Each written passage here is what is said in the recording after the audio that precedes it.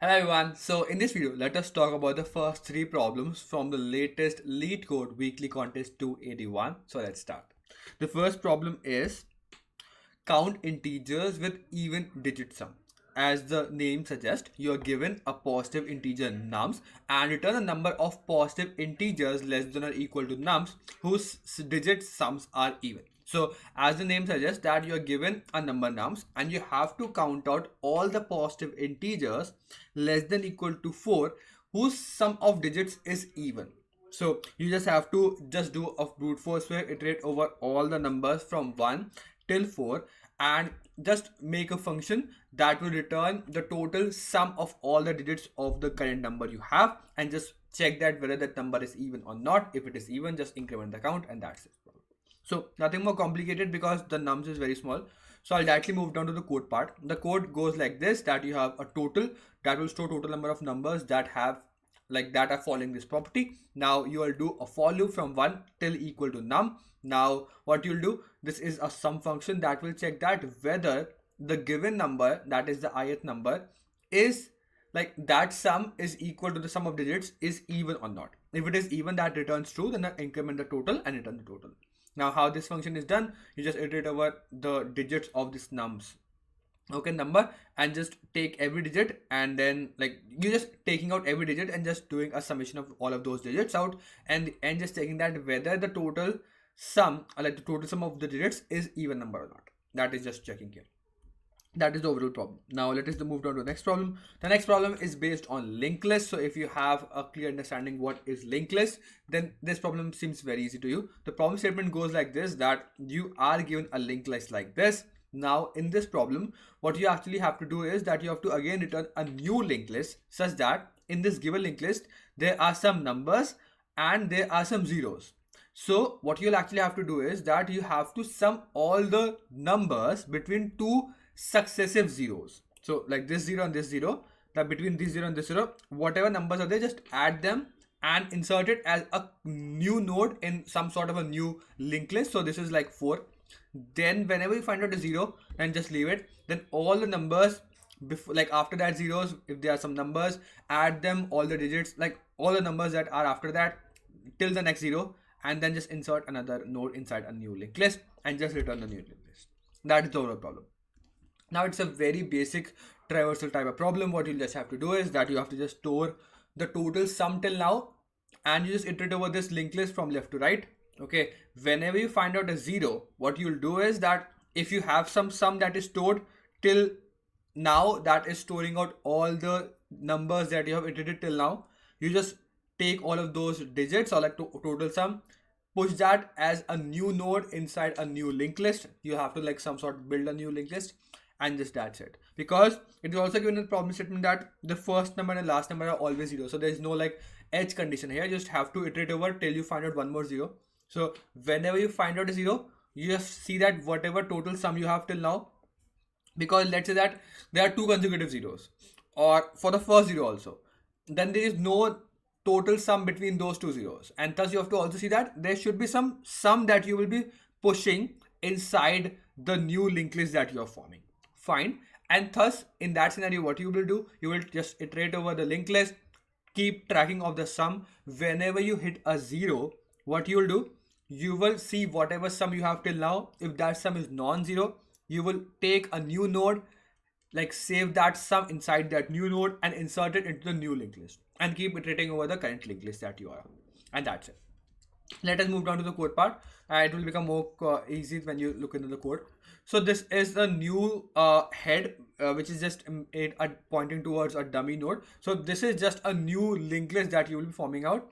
And because you don't have to forget the pointer to the starting of the new linked list that you are iterating, this is the new head and this is the current. Current is pointing towards the same new head. But what I'm doing is that we will be iterating over or adding new nodes in this new linked list using current instead of new head, so that the new head will be always pointing towards the start of the linked list. Fine. So this is the current and this is the total sum. Now till the head, this is the initial linked list. If it is not null, what you'll do, so if the head value is, let's say, not 0, So then what you do, you just add the head value into the sum and just move to the next value. So it is just, if it is not 0, just keep on adding the total sum and just move down to the next one. If it is not, like if it is 0, the linked list that you are iterating on, that is this current linked list, if it becomes if you find out a 0 element in that, then you have to just check that whether the total sum till now is not 0 also. Because if it is total 0, the total sum, then you just have to don't push anything into the linked list. If it is not 0, what you'll do, you will create a new node with the total value in that node equal to sum, and just insert that current node as the next of the current linked list that you are building, and just go to the next next node in the current linked list that you are building, okay, that you can see.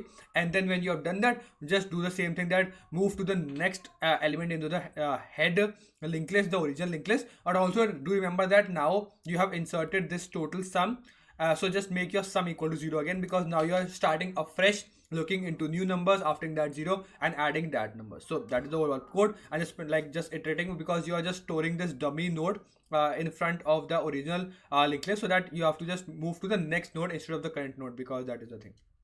So that is the overall idea. I'll post down all the codes in the description of this video, so you can check that out. So but it's not too difficult. That's the overall logic. You can also change it out, play it out of your own, how you can write down the code for it, but that's the overall idea you can use here.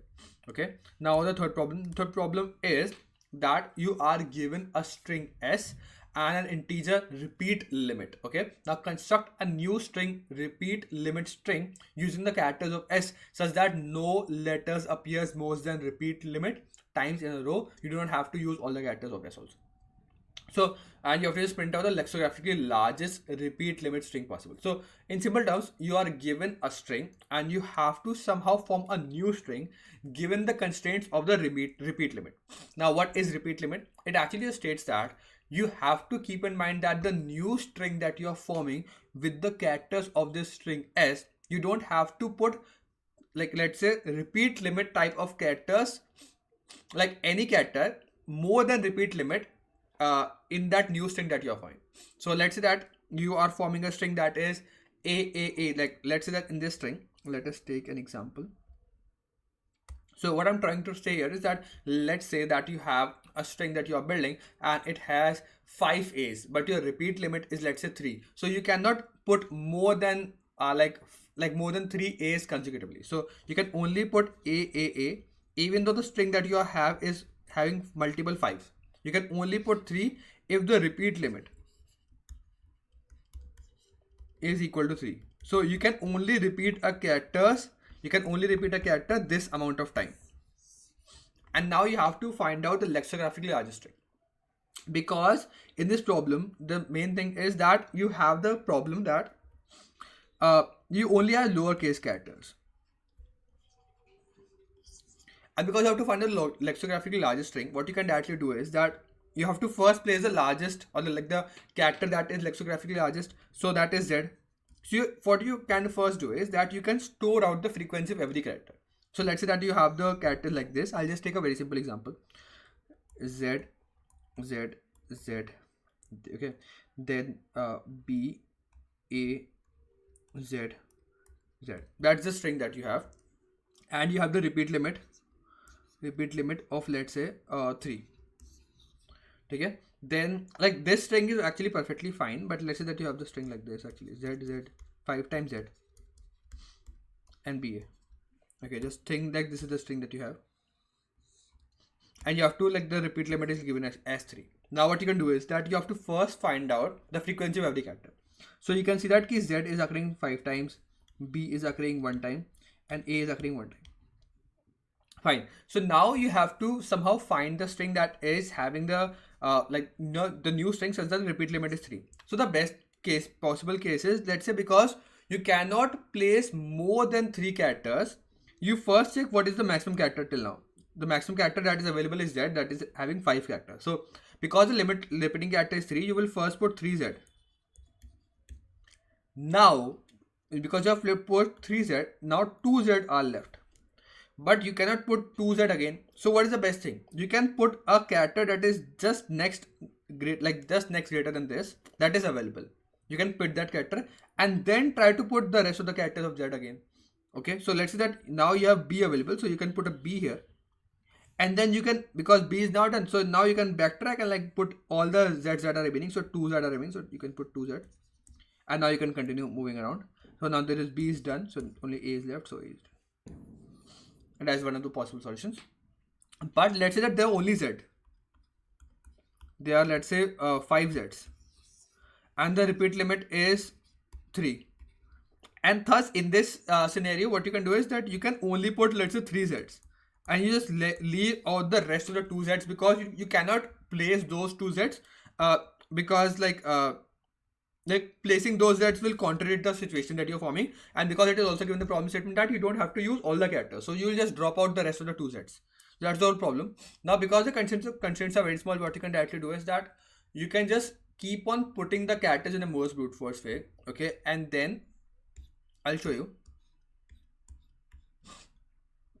This is the answer string. Now what you can directly do is that you have the answer string that you will be forming out. This is the S, and this is the frequency. You'll first find out the frequency of every character. Now what you'll do next is that you have I equal to, so you'll start from very back, that is Z, and then you see that whether the frequency of Z is greater than 0, then only obviously that you have the characters.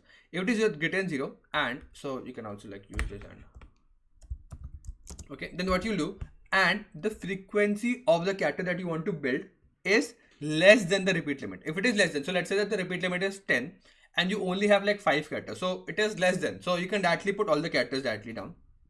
So what I've done is that I'll iterate over all the letters in the frequency that you have, just put it down, because I'm moving from back to front. It is also lexicographically large. Else, if let's say that the repeat limit is, let's say, 5 and you have 10 characters, so what you'll do, you'll make a while loop. Okay, in a while loop, what you'll do, you'll first put out all the characters that are less than or equal to repeat limit. So let's say that you have repeat limit of 5 and you have 10 characters, so you'll first put the first 5 characters that you have said. Okay, and you'll subtract out, because you have put 5 characters, you'll subtract out the 5 characters from the frequency of, because you have already used that.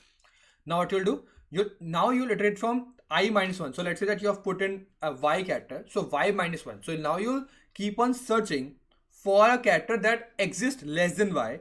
If there exists character less than Y, you will just put one character of that, subtract one frequency which I've used. Like, you'll first find out the next greater element, which is just smaller than the character that you're inserting. You'll just use that available true, that which means that it is available. Okay, and just like subtract out one and just keep on doing this, because this is the while loop.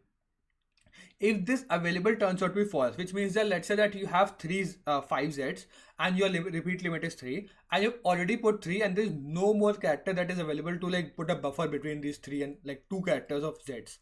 So what you can do, that you cannot put more Z's because that is done. Now you cannot do. So you'll break out. If there is available is false, that you are no more available that you are putting as a buffer, you will just break out. Okay, and then in the end, because this is only doing a while loop till your frequency is greater than limit. So let's say that you have a frequency of let's say of 10, and your repeat limit is let's say 3. So you'll first put the 3 characters. Now you're still 2 more characters that are left. So that characters are like inserted here. So what you can do is, because this while loop is only going till your frequency is greater than repeat limit, so you will first put the first 3 characters and then subtract the first 3 characters. Now this frequency will become 2 and the repeat limit is 3. So you break out of this for loop, but still what you can see is that you have some characters that you can put, and you will check that whether there's some available. Available means that you have put in the buffer element. If there's a buffer element is putting there, then what you can do is that you will put out the rest of the characters also that you are left, and just print out the answer. That's the overall problem. Like, nothing more complicated, just a brute force implementation. So you can actually like see that out. All the code will be in the description of this video. So thank you for watching this video till the end. I will see you next one till I keep coding, and bye.